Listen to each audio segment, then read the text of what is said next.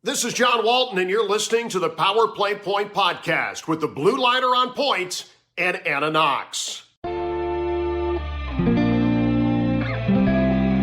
Here's Wilson, and on the right side, he scores!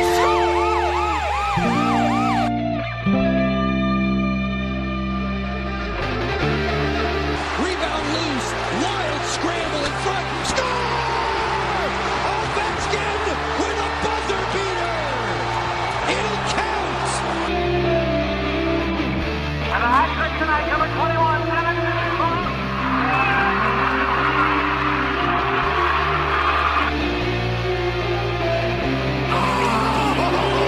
Spectacular! Braden Holtby! Hello, welcome once again to the Power Play Point podcast. This is your host, the Blue Liner on Point, talking to you live to tape from downtown Glen Burnie, Maryland on another Sunday evening. And it's actually Halloween this evening. So if you are celebrating in North America, hello out there to all of you Halloweenies. I would have said ghouls and goblins, but okay, Halloween worked. Halloweeny works. Weenies work. And that you hear is not the voice of the Mermaid, who is on a Halloweeny type assignment tonight, but the dulcet tones of my beautiful, wonderful wife, the seamstress for the band, Mrs. Blue Liner. Hi, guys. And another week that ended another month of Caps hockey, the first month of the year for Caps hockey. And wouldn't you know it, they survived another.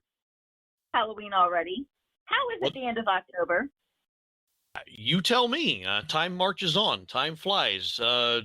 Whatever. Time is flying. Somebody needs to take it off of the super jet. Well, speaking of time flying, what did you say you found in the store today already? Christmas candy. And of course, none of the Halloweeny candy. Mm-hmm. I was looking for candy so we could hand out in case kids came around trick-or-treating tonight, and there was no candy to be found. Of course not. And I wasn't going to hand out Whitman samplers. Sorry, that's just not happened. That's funny. That's funny. Happy Halloween to all those who celebrate. And as is sort of my tradition, we're going to try and get through this without being very scary. How was that? Too late. Too late? Too late. Too late. Too late. Okay. Meaning I'm already being scary? Yeah. Oh, okay. All right. Well, okay. it figures. All right. So before I begin, though, with the frivolities, there is something I kind of wanted to get off my chest. And it's a serious thing. It's kind of a downer, and it's kind of a soapbox thing. So those of you listening through the earbuds, the speakers, what have you. Should I mute you? Well, I mean, you can interject if you would like. Okay. But I have something to say, and it's about, well, okay, so yes, I realize that this is first and foremost a Caps hockey a Caps fan hockey podcast, a hockey podcast mainly for Caps fans. But to the core, we are also hockey fans, of course, and more basically human beings. Uh-oh. Okay. Well, you pulled out the human being card. Yeah, and the reason I do so, well, okay, let me just get to it.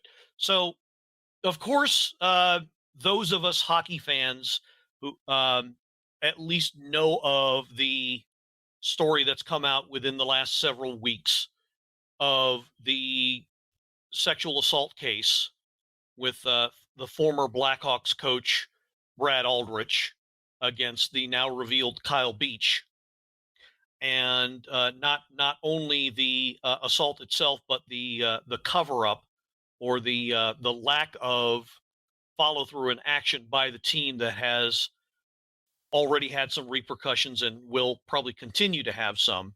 But the thing that I need to say something about is, well, okay, so the report is there. The independent counsel's report, Jenner and Block, that they made regarding the incident, what had happened, and the subsequent cover up is for all out there to see.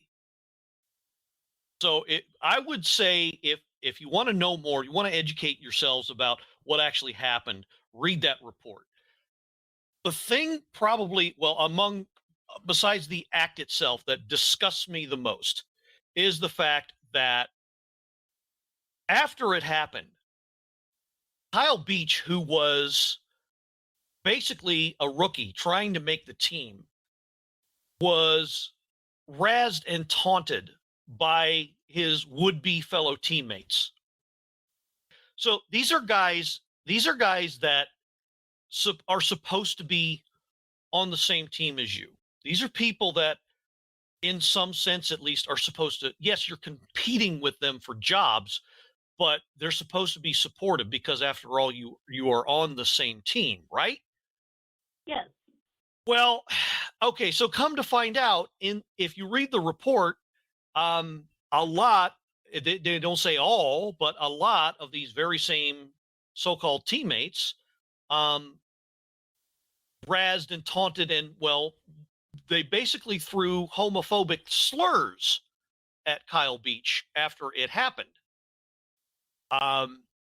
So one, right then and there, please don't tell me people in the team didn't know that this happened, because if it filtered down to the locker room, then surely the rest of the team know. The rest of the team management knew. If the locker room had an idea of what was going on, then yeah, upper management had some idea as well. Of course they did. And of course, all of the upper management pretty much has lost their jobs as a result, and rightly so.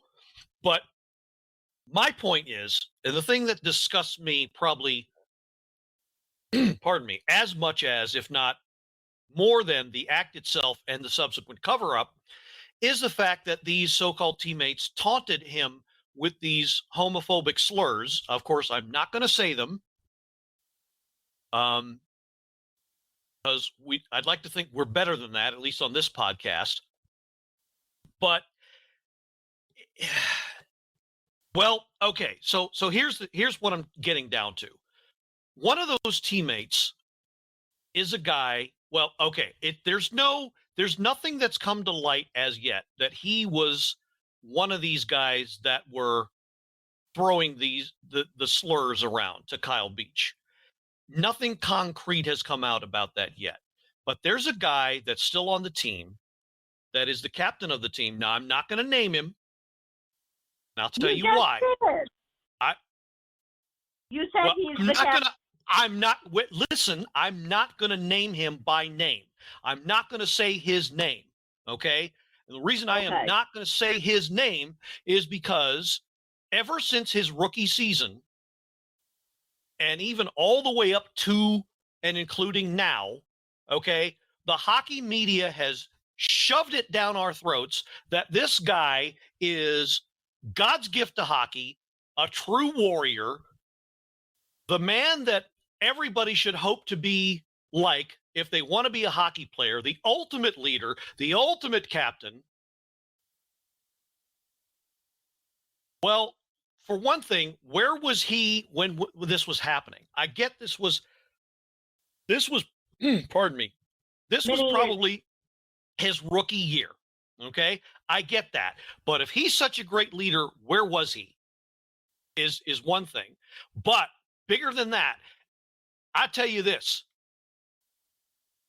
if there is even the smallest, tiniest, microscopic crumb of evidence that can be uncovered somewhere that this guy was part of the taunting, the razzing, and the throwing of the slurs to Kyle Beach after this happened, he ought to be thrown out of the league forever, banned for life, wiped off the Stanley Cup, every punishment you can think of that the world's largest and most popular professional hockey league can throw down on one man.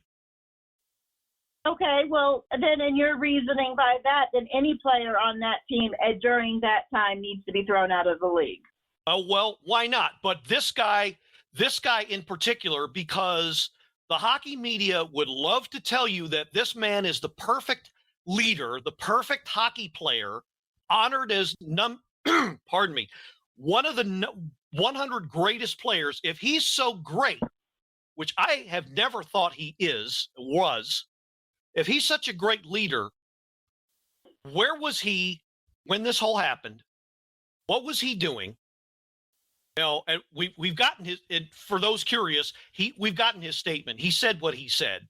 He basically did nothing, and in fact went on to praise management. You know, it would have been better if he had just said nothing at all. Wait, he praised management for covering it up them years ago, or for coming out and doing what they're doing now? No, he praised management for.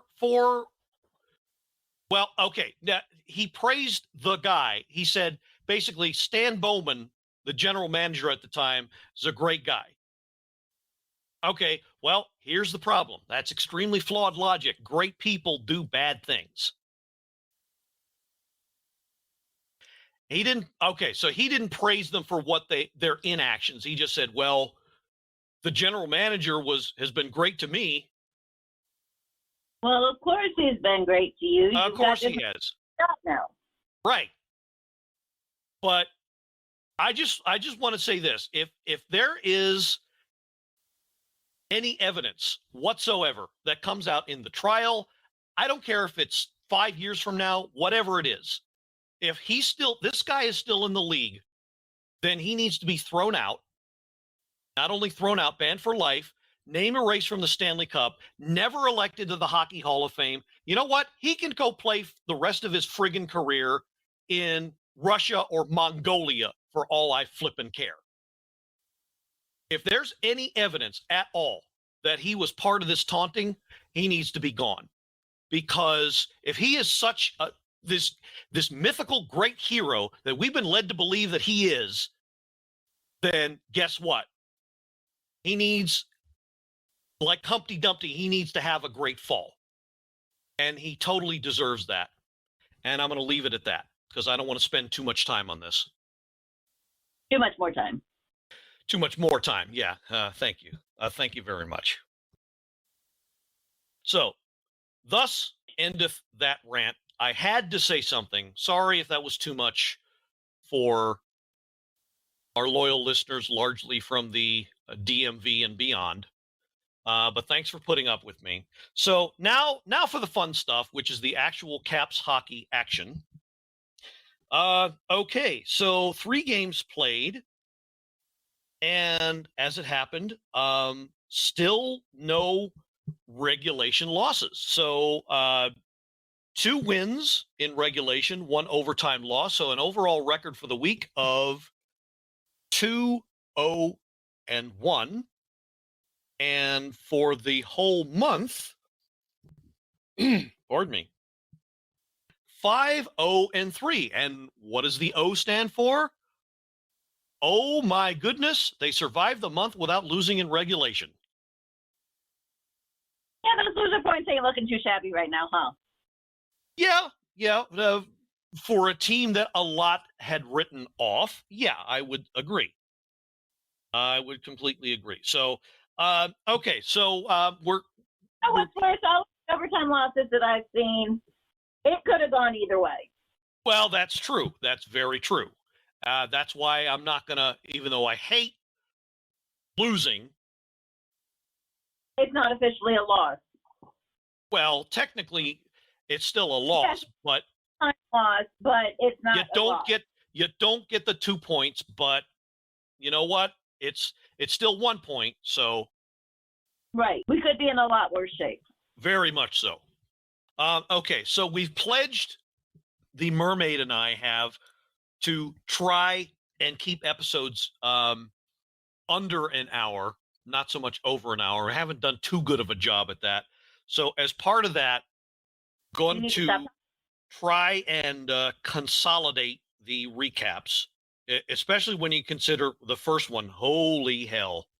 Good Lord. This one would probably take up 3/4 of an episode by itself. Talking about the game this past Monday up at the Canadian Tire Center against the Ottawa Senators. Well, we know how the game ended. We know how the game ended, and it was I won't say it was scary. That's a later game, but it was definitely exciting to watch. Yes, that was definitely an exciting game to watch, and I love the fact that we scored more than football teams did. Yeah, I saw that meme, and I got a little chuckle out of that. That the one that said the Caps outscored several football teams. Yeah. Yeah. Anyway, so okay, so the highlights of the game, basically, okay, so of course, my number's sake, TJ Oshie with the hat trick, second, third, and fourth goals of the season. I'm trying to see who got the game-winning goal. I believe that was it was Oshie. It was Oshie's third goal. That was the game winner. Yes. Hang on.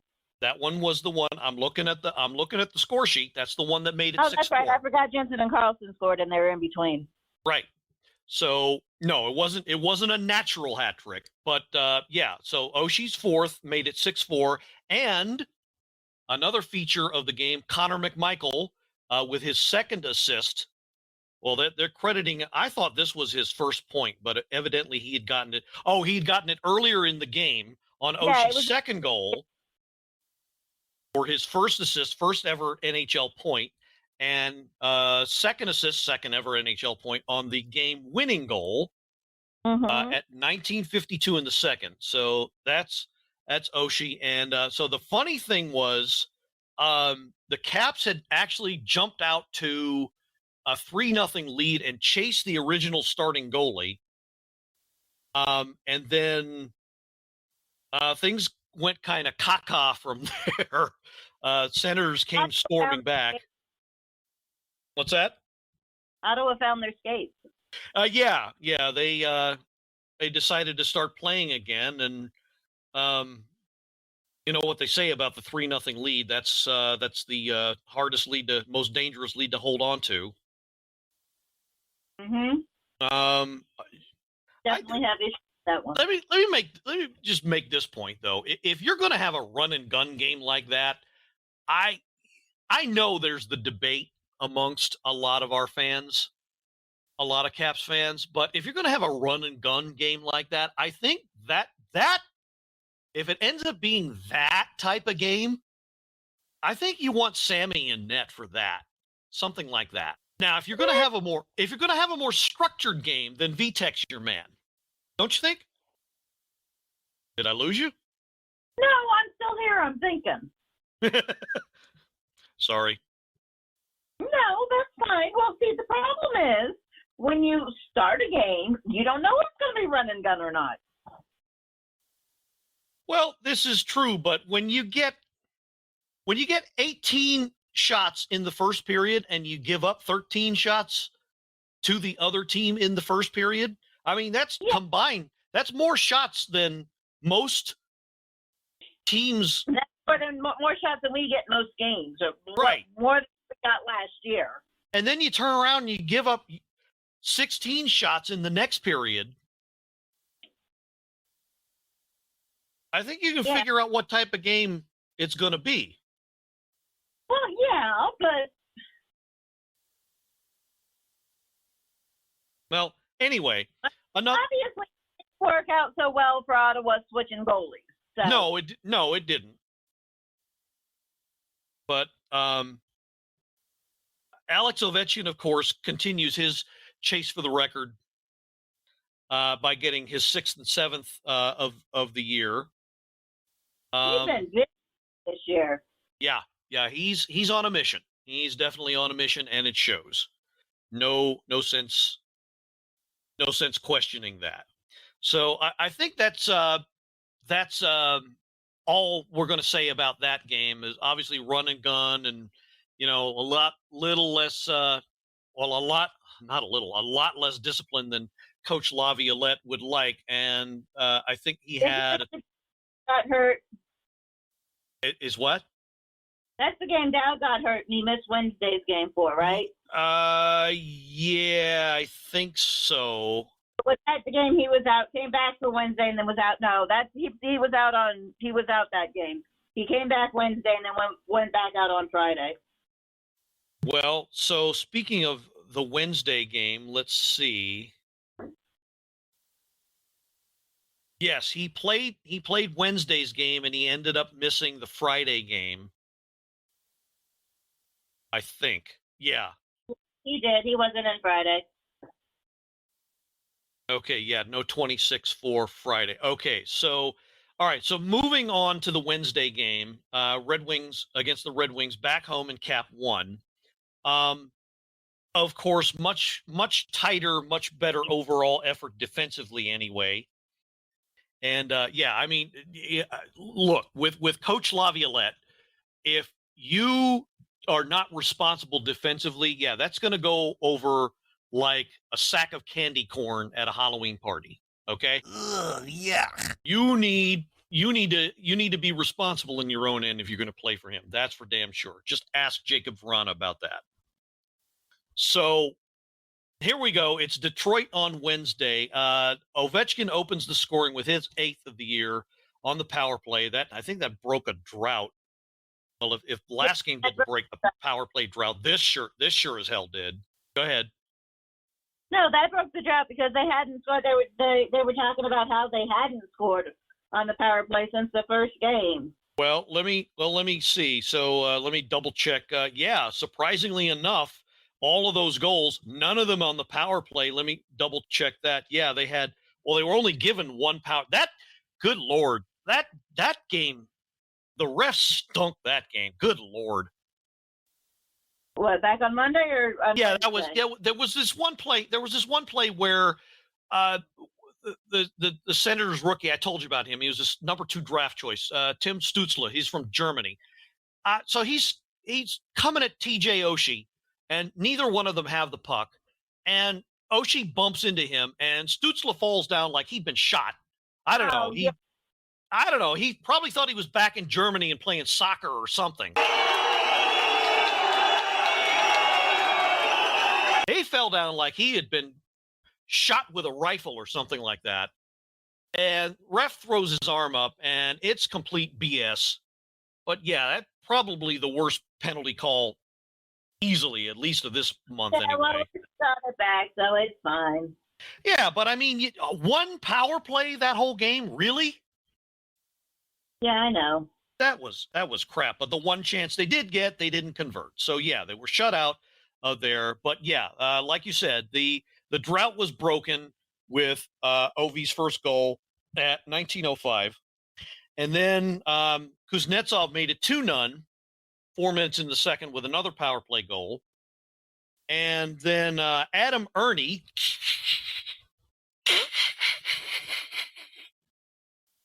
We're not on Sesame.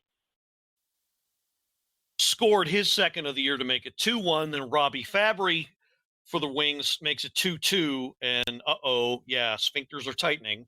And yep, lo and behold, we go into OT. And yeah, same thing happens every night. We go to OT and Dylan Larkin puts it away after a turnover. Game over, loser point. See you later. Quick run of the vitals, 28-25. So way better effort, curbing the shots on goal and thus the defense. Lousy night at the faceoff dot, 42.3. Which is, well, evidence that, to me anyway, that if Nick Dowd was in the game, he wasn't doing very well. 44% face-off win percentage for him personally in this game, and yeah. Okay. Yeah. No, he was in on Wednesday night, but No, he was in, but I don't think he was. 44%. I don't think he was 100%. No. And Well, he even said as much after the game, I think, or one of his quotes. He's like, it felt good, and he felt like it was ready to go, and then obviously it wasn't. Yeah. So, yeah. So, but this game kind of plays into my argument in that it was a more structurally sound game for the Caps. And so, of course, you had V squared in goal, and, that kind of game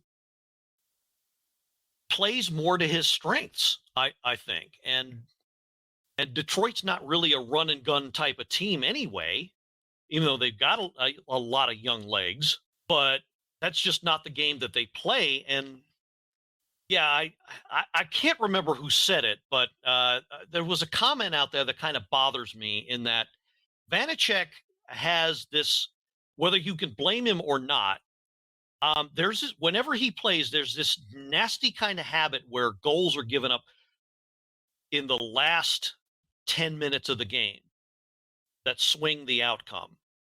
So I don't know if that's the defense kind of just falling back too much and not playing as well, or if it's him kind of tiring. I don't know. It's not that I don't have I don't have enough confidence in Vitek. I do. I think right now he's earned the right to play the majority of the games, but that's kind of a habit that, yeah, I don't know. I don't want to see that, but it's happening more often than it should. And I don't think it's 100% his fault, but it's something he needs to take note of. Just my 2 cents as far as that goes. Okay, so we would go on to the next game, and this was the strange one by far. Yeah. This one was the one that had everybody's head scratching because, yeah, Why the hell were we not scoring on a team that was 6-0? 0-6.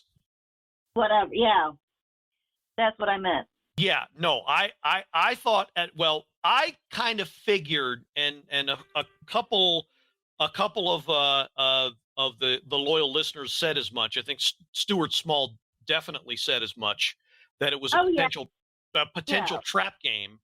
I kind of figured, okay, well, it may not be easy, but it should be a win, at least on paper. But I think a lot of Caps fans went into this game going like, okay, we're supposed to feast on this team like 100 second graders on a giant bowl of Reese's Pieces. Right? Yeah, I guess so. Okay, or I guess make that Reese's Cups. Does that sound better? Hey, you got your chocolate and my peanut butter. Peanut butter on my chocolate. Well, I don't ever go into any game thinking it's going to be easy, because you never know what's going on. You ever go into any game eating that much candy, though? No. Yeah, kind of not. So, yeah, I'm, of course, me being a diabetic, candy is kind of kryptonite. Yeah, well. For me. But anyway, my point is, we Caps fans kind of thought, okay, this should be a game that they win. And as long as they show up, play 60 minutes, and show some effort and commit, then there's no reason why they can't come out of it with a regulation win. Well, I'll tell you what, the first 40-plus frickin' minutes of this game, I wasn't sure. I, for one, was not sure. Well, if I remember correctly, because I was at work that night, so I was checking the stats when I got a chance. If I remember correctly, the whole first period, Ovi didn't take a shot at all. Yeah, I can't explain that.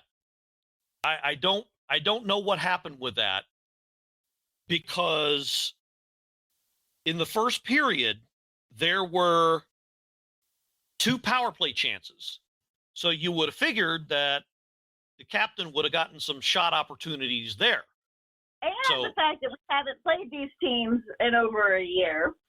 well, there's something to be said for that. That's a quality observation. There is, there's a feeling out process. There's something to be figured out, and and the Coyotes aren't a team that a whole lot of people know about. But I mean, yeah, like you said, they're 0-6. They're in the middle of a long road trip. Road trips take a lot out of you.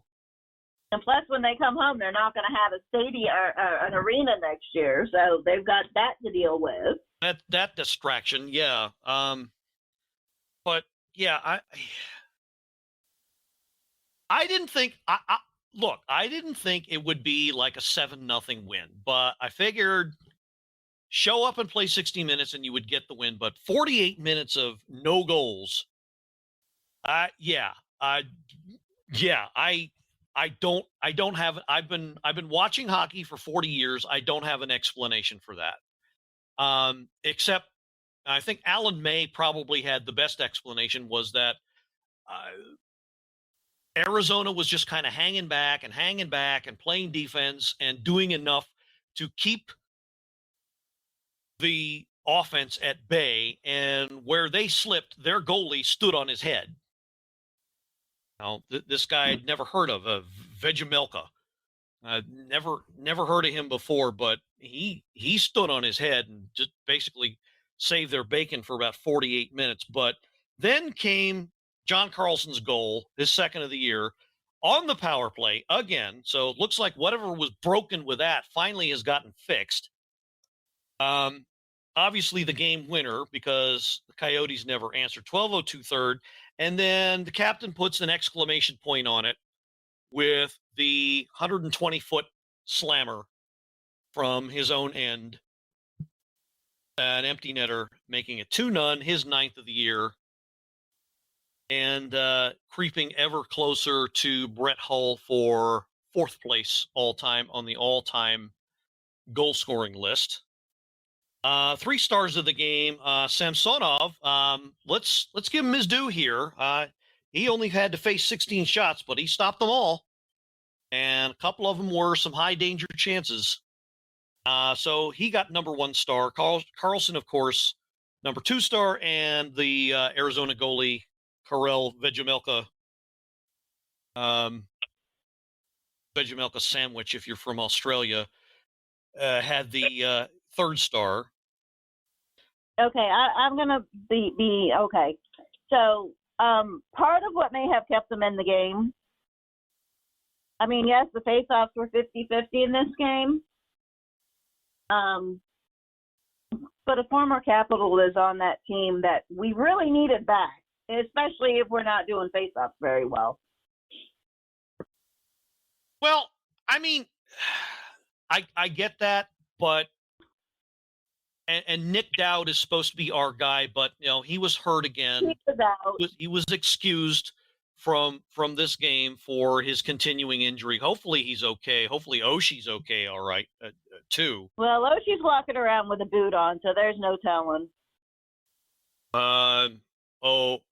He is? Yeah, you didn't see the Halloween costume? No. He's got a big old boot on his foot. Okay, and you would know about that. Oh, I know all about them boots. Yeah, you also know about giving people the boot.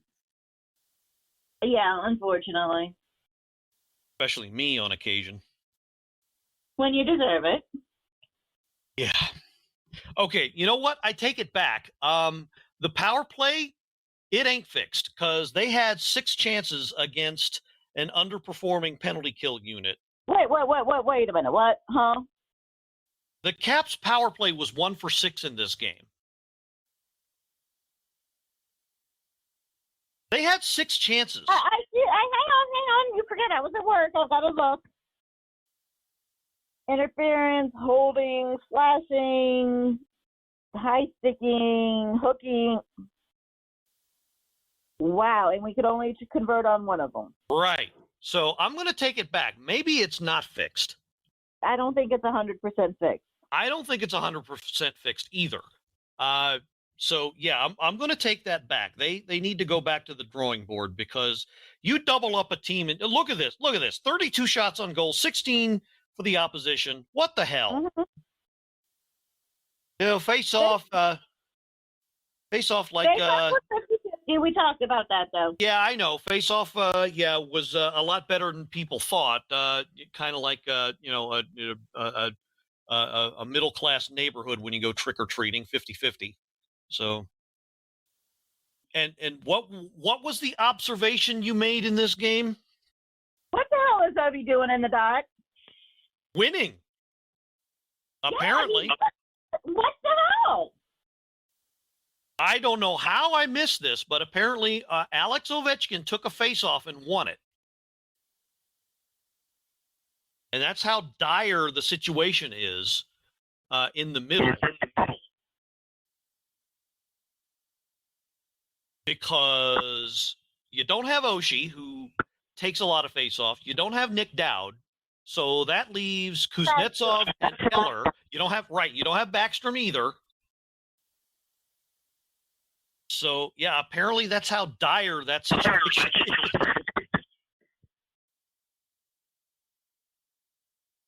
I don't know. I mean, I wouldn't do it all the time, because obviously if he's taking the draw, he's not going to be able to shoot it as quickly. So that kind of doesn't work in our benefit. But hell, if he takes it and he wins, why the hell not? Well, right, but the thing is, he's not supposed to. That's not his job, and that certainly doesn't put him in scoring position. His job is to receive the loose puck, and yes, that's what his job is. Right.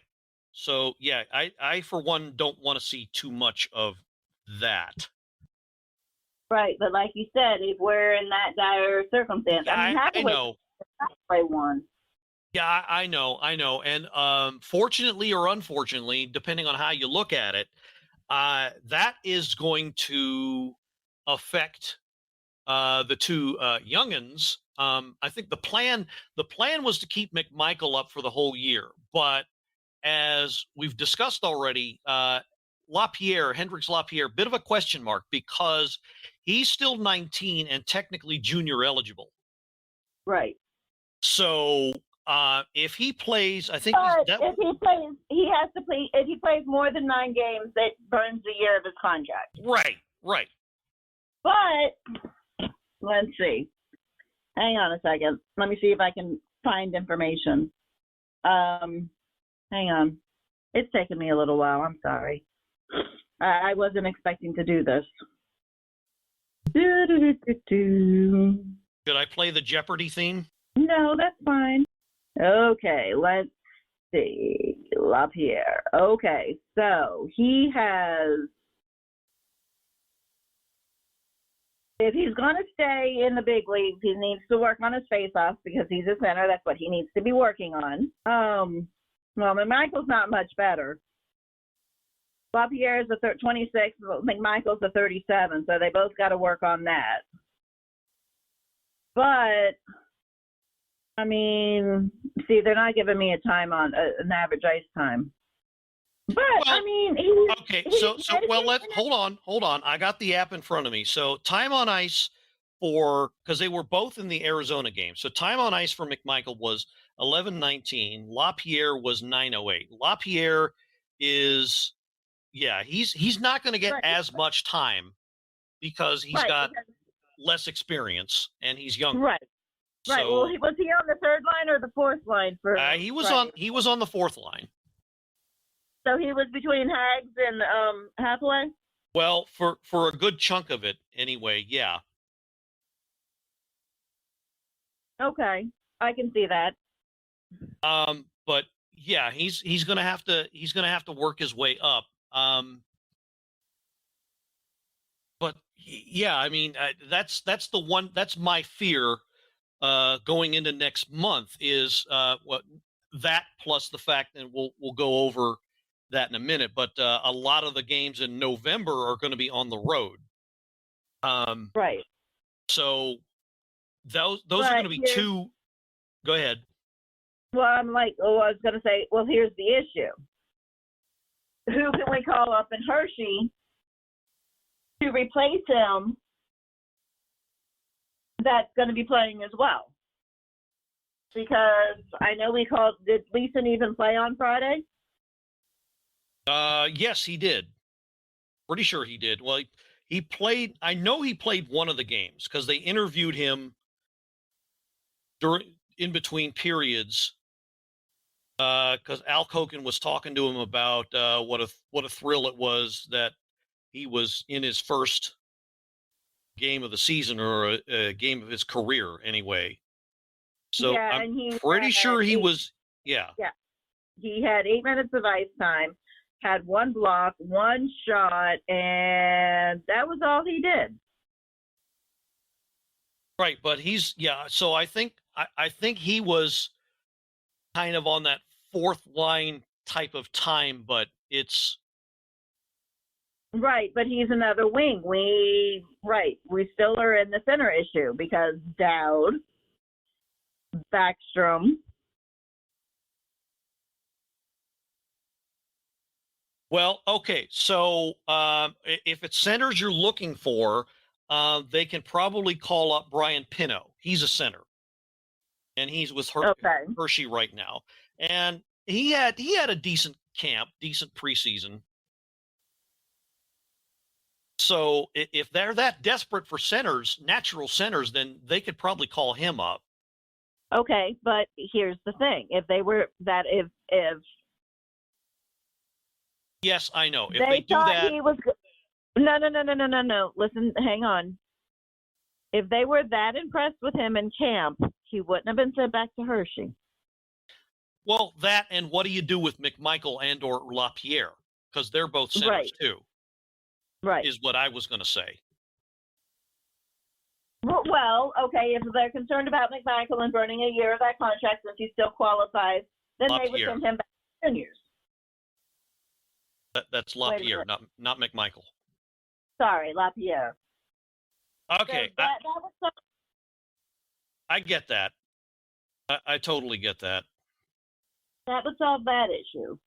But like I said, if they were that impressed, he wouldn't have been. Wasn't he one of the guys to go home? Go back to Hershey? I'm not sure. I'd have to look. But I'm just saying, if you're looking for a natural center who is used to taking faceoffs, and you don't need to sit there and coach them on it, then he's probably the best candidate. Right. So anyway, all right. So thus endeth the week, and so we're going to do a quick preview of the next week's worth of games at least. So going into November, it's tomorrow night puck drop at Amalie Arena in Tampa Bay, 7:00 against the Lightning is how they open the week, and then they continue the Florida road trip. Oh, wait a minute. Wasn't it the Lightning's coach that just got canned? No. It was the team they're playing next. That's the Panthers, the Florida Panthers. Oh, okay. They play them on Thursday.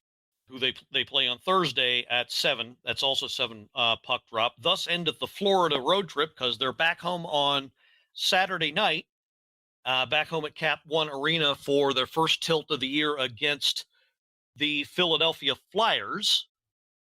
That I think that's probably going to be the marquee matchup for me. That's the game I'm going to keep an eye on because that's the team I think they match up well with.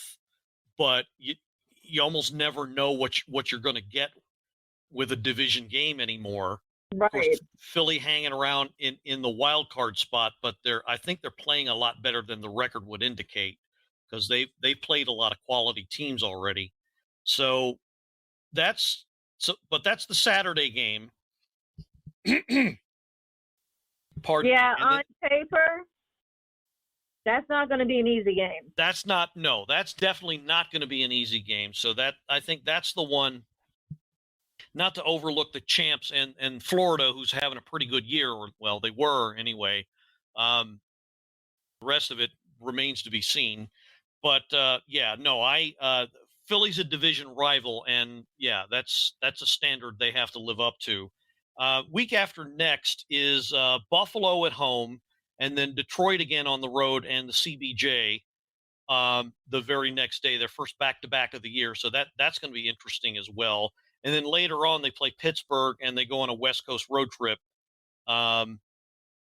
which will also be interesting. So previews of coming attractions. That's Jesus, what the hell is this? What is the league thinking? What? If you look at the schedule for November, they've got 3 back-to-backs in 2 weeks. Well, I mean, part of that is it's a condensed schedule because of the Olympics. They're kind of half-assed commitment to the Olympics, because they're like pretty much no games in February, and then before that, I forgot about that, there's the All-Star break. So yeah, everything's kind of jam-packed this year. So you're gonna see a lot of back-to-backs. So. Wait a minute, when's the All-Star break? The All-Star break, I think, is 3rd week of January. 4 days? Yeah, and that's probably all they're going to be allotting them. Usually it's a whole week, but it's probably going to be 4 days this time. Again, because of the Olympics. January 11th through the 14th, maybe. Well, anyway. I think this is a good place to stop, given that we've gone on probably we long enough. Rambled on a lot longer than 45 minutes. Yeah. So Anna will be back next week. Thanks, dear, for filling in for her tonight on not a problem. Bit of short notice, sort of.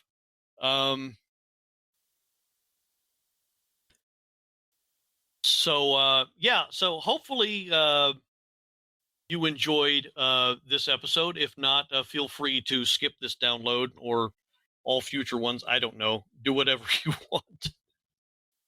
So for the seamstress for the band, this is the Blue Liner on Point signing off and reminding you that the reason you want to do this? I'm sure I want to do this. Okay. I am positive I want to do this. Okay, just making sure. That the reason the monster went inside the bar, or the Wolfman went inside the bar. Who went inside? Monster or the Wolfman? A monster and a Wolfman go inside of a bar. Why? Okay, thank you. Mr. Wolfman, go tell Frankenstein why that I wish you were mine. Why did they go in the bar?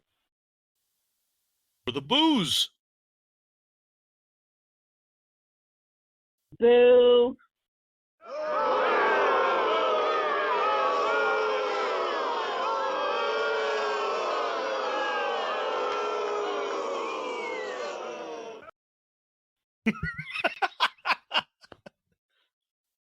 Okay, because it's Halloween, I'll throw in a bonus. Please don't. My show, my rules. What do you call an annoying pumpkin who does stupid stuff? Gil? A jackass-o'-lantern. Mine work too. Okay, what's yours? You didn't hear me say Gil? My answer to your riddle was Gil.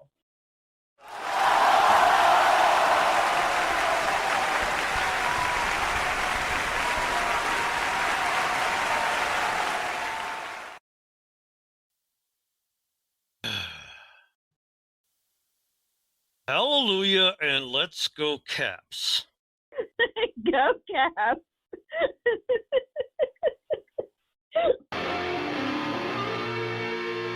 This has been another episode of the Power Play Point Podcast. All episodes are available from Apple Podcasts, the Podbean app, blueliner77.podbean.com, and now available from Stitcher. Music by Joe McAllister, voiceover by Jeffrey Conkle.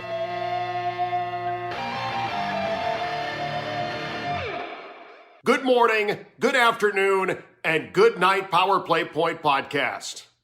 Thanks for listening.